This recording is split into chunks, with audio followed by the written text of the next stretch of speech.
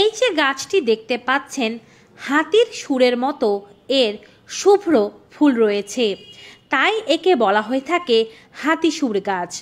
হাতির সুরের মতো এই গাছটির যে শুভ্র ফুলগুলো রয়েছে তার কিন্তু অনন্য শোভা রয়েছে। অনেক রোগ সারাতে হাতিসুর গাছ ব্যবহার করা হয়ে থাকে। পথের ধারে জঙ্গলার মধ্যে আমরা হাতিসুর গাছ দেখতে পাই। যৌন জীবনের যে কোনো সমস্যা, পুরুষদের নানাবিধ রোগ হাতিসুর গাছ দূরে রাখতে পারে। স্ত্রী আপনাকে পাগলের মতো ভালোবাসবে যদি এই গাছের শেকড়ের সঠিক ব্যবহার একবার জেনে নিতে পারেন। বিভিন্ন রোগে এই গাছটি ব্যবহার করা হয়ে থাকে। তবে যৌন জীবনে উদ্দীপনা ফিরিয়ে আনতে এটি একেবারে জাদুর মতো তাৎক্ষণিক কাজ করে। হাতিসুরা এই গাছটি মোটামুটিভাবে আগাছাতেই জন্মে থাকে। 1.5 ফুট পর্যন্ত লম্বা হতে পারে। এই গাছের কাণ্ড বেশ ফাঁপা ও নরম হয়। সারা গাছে অল্প অল্প ছোট ছোট লোম থাকে। গাছের উপরের দিকের কাণ্ড চৌকো হয়ে থাকে। ফুলটি দেখতে খুবই সুন্দর। এই গাছকে সংস্কৃততে শ্রীহস্তিনী গাছও বলা হয়ে থাকে। শুধুমাত্র যৌন জীবনে বিভিন্ন রোগের সমাধান নয়, আরও অনেক কাজ করতে পারে শ্রীহস্তিনী কিংবা হাতিসুর গাছ।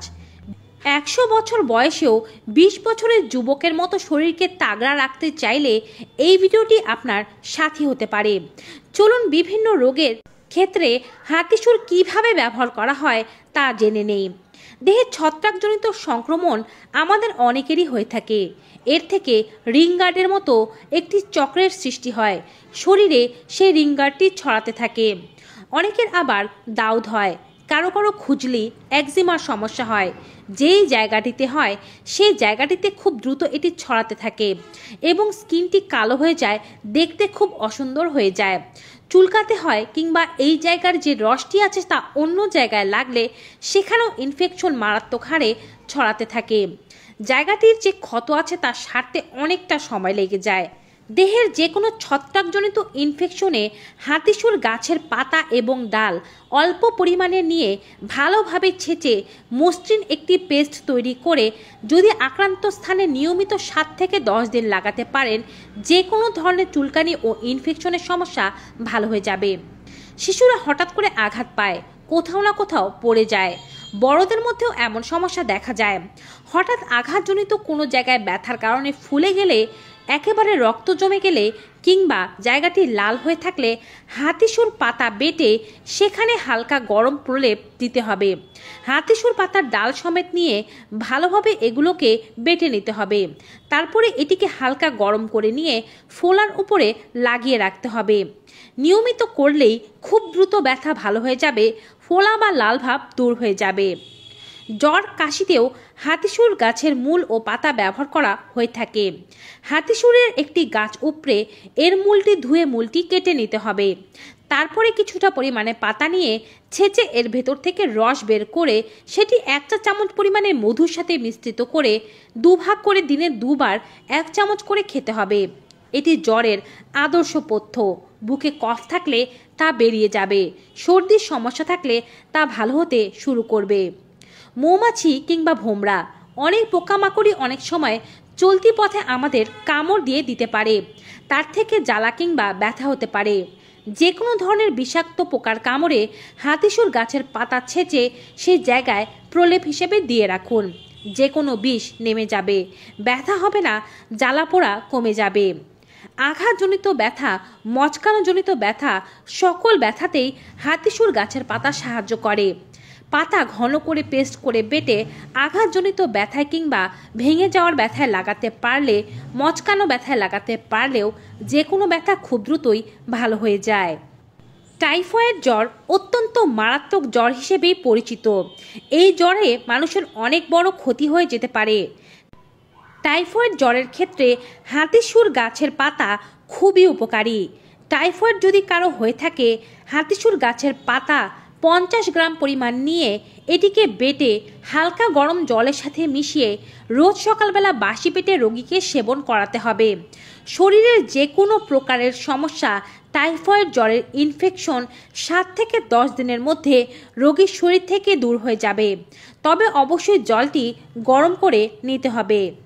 এক্সিমা, ছুলি বা মাথায় যে কোনো ধরনের সমস্যা, মাথায় চুলকানি, খুশকি, উকুনের সমস্যা, সকল সমস্যায় দূর করবে এই পাতাটি। মেহেদি পাতার সাথে সম পরিমাণে হাতিসুর গাছের পাতা ও ডাল নিয়ে বেটে মাথায় প্রলেপ লাগাতে হবে সপ্তাহে মাত্র 2 দিন। চুল ঝলমলে হবে, চুলের ঝরা রোধ হবে, টাক মাথার সমস্যা থাকলে তাও দূর হতে শুরু করবে।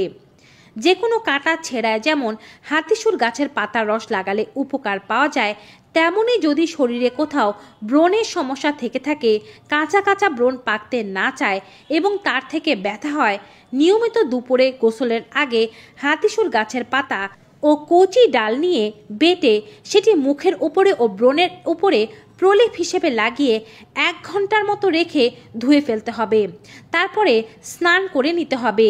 এটি ত্বকের যে কোনো ধরনের ইনফেকশন, ব্রণ, যে কোনো ধরনের স্কিন ডিজিজকে দূরে রাখতে সাহায্য করবে। ফেরেনজাইটিস রোগেও হাতিসুর গাছের পাতা আপনাকে সাহায্য করতে পারে।